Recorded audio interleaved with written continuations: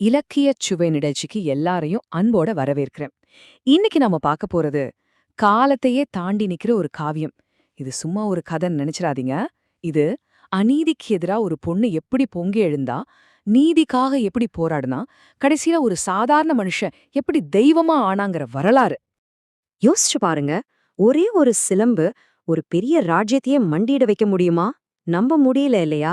ஆனா அதுதான் நடந்துச்சு. ஒரு சாதாரண கால் கொலுசு இப்படி ஒரு பெரிய சாம்ராஜ்யத்தோட தலையெழுத்தையே மாத்துச்சு.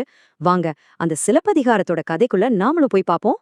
முதல்ல நம்ம பார்க்க போறது விதியால சிதைஞ்சு போன ஒரு காதல பத்தி தான். நம்ம கதை எங்க தொடங்குதுன்னா, சோழ நாட்டோட ரொம்பவே செழிப்பான ஒரு துறைமுக நகரம் பூம்புகார். அங்கதான் நம்ம கதையோட நாயகி கண்ணகிக்கும் நாயகன் கோவலனுக்கும் கல்யாணம் ரொம்ப சிறப்பா நடக்குது. அவங்களோட ஆரம்ப கால வாழ்க்கை ரொம்பவே சந்தோஷமா அன்பா போயிட்டு இருக்கு. இந்த கதை எங்கிருந்து வருதுன்னு உங்களுக்கு ஒரு கேள்வி வரலாம்.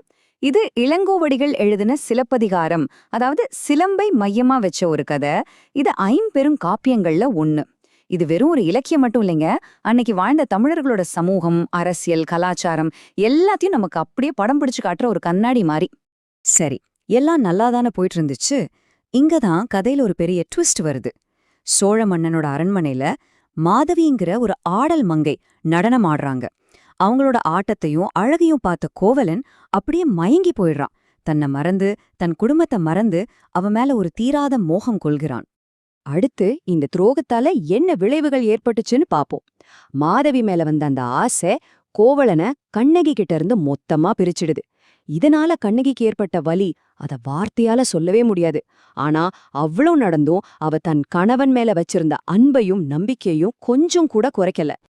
இப்ப பாருங்க, ரெண்டு பேரோட உலகமும் எப்படி தலைகீழா மாறுதுன்னு. ஒரு பக்கம் கண்ணகி எந்த ஒரு அலங்காரமும் செஞ்சுக்காம தன் கணவன் எப்படியும் திரும்பி வருவான்னு துக்கத்தோட காத்துட்டு இருக்கான்.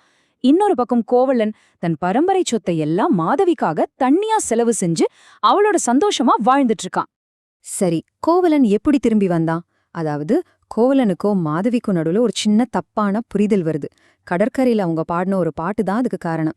மாதவி தன்னை ஏமாத்துறாளோன்னு கோவலனும், கோவலனுக்கு தம் மேல அன்பில்லையோன்னு மாதவியும் நினைக்கிறாங்க. அந்த பிரிவுல கையில இருந்த காசெல்லாம் கரைஞ்சு போன கோவலன் தன் தப்ப உணர்ந்து கண்ணகி கிட்டே திரும்பி வர்றான். இங்கதான் கண்ணகியோட பெருந்தன்மைய நம்ம பார்க்கணும். நடந்த எதையுமே மனசுல வச்சுக்காம தன்னை ஏமாத்திட்டு போன கணவனை மறுபடியும் ஏத்துக்கிறா. அது மட்டும் இல்ல, நம்ம வாழ்க்கைய திரும்ப ஆரம்பிக்கலான்னு சொல்லி தன்கிட்ட மிச்சிருந்த ஒரே சொத்து, தன்னோட கால் சிலம்பு, அதையும் கழட்டி கொடுக்கறா. அது சாதாரண சிலம்பு இல்ல, உள்ள மாணிக்க கற்கள் வச்ச சிலம்பு.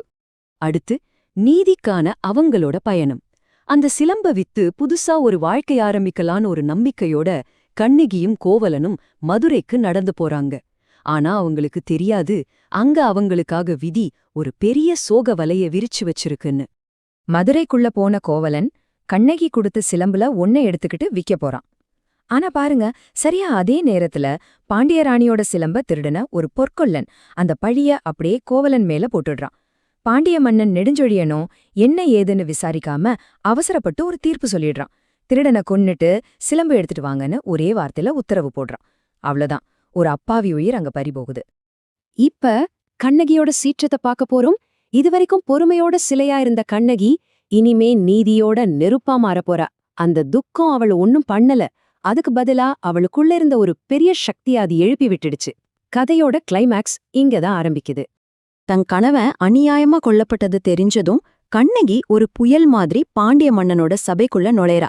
தலவிரி கோலமா, கண்ணுல கோபத்தோட, கையில இன்னொரு சிலம்போட. ஒரு சாதாரண பொண்ணு ஒரு மன்னனையே எதிர்த்து நின்னு நீதி கேட்கறதுங்கிறது அன்னைக்கு யாரும் கற்பனை கூட பண்ணி பார்க்க முடியாத ஒரு விஷயம். அப்படியே அந்த சபையே அதிரும்படி, தேரா மன்னா அப்படின்னு ஒரு கர்ஜனை போடுறா. என் கணவன் திருடன் இல்லைன்னு நிரூபிக்க கையில இருந்த சிலம்ப ஓங்கி தரையில அடிச்சு உடைக்கிறா. அதுல இருந்து மாணிக்க கற்கள் சிதறி விழுது. ஆனா ராணியோட சிலம்புக்குள்ள இருந்தது முத்துக்கள். மன்னன் செஞ்ச தப்பு அந்த செக்கச்சிவந்த மாணிக்கம் மாதிரி அவன் கண்ணு முன்னால வந்து நிக்குது. தன்னோட தீர்ப்பு எவ்ளோ பெரிய தப்புன்னு உணர்ந்த அதிர்ச்சியில நானே கள்வன் அப்படின்னு சொல்லிக்கிட்டே மன்னனும் ராணியும் அந்த இடத்துலயே உயிரை விட்டுடுறாங்க. ஆனா கண்ணகியோட கோவம் அதோட நிக்கல. அந்த மதுரை நகரத்துக்கே சாபம் விடுறா. அவளோட கற்போட சக்தியால அவ தன்னோட இடது மார்பகத்தையே கையால திருகி அந்த மதுரை மேல வீசி எறிகிறா. அந்த சக்தி ஒரு பெரிய நெருப்பா மாறி அநீதிக்கு துணை போன அந்த முழு நகரத்தையுமே எரிச்சு சாம்பலாக்கிடுது. கடைசியா நம்ம பார்க்க போறது ஒரு தெய்வம் எப்படி உருவாகுதுங்கிறது தான். கண்ணகிங்கிற ஒரு தனி மனுஷியோட சோகம் எப்படி நீதிக்கும் பெண்மைக்கும் ஒரு அடையாளமா ஒரு தெய்வீக சக்தியா மாறுச்சுங்கிறத பார்த்து இந்த கதையை நாம முடிக்கலாம். சரி, மதுரை எரிஞ்சதுக்கு அப்புறம் என்னாச்சு? கண்ணகி அங்கிருந்து சேர நாட்டுக்கு போறாங்க. அங்க ஒரு மலை மேல இருந்து நேரா ஸ்வர்கத்துக்கே போயிடுறாங்க. இந்த கதையை கேள்விப்பட்ட சேர மன்னன் செங்குட்டுவன் அவளை ஒரு பத்தினி தெய்வமா கொண்டாடணும்னு முடிவு பண்றான்.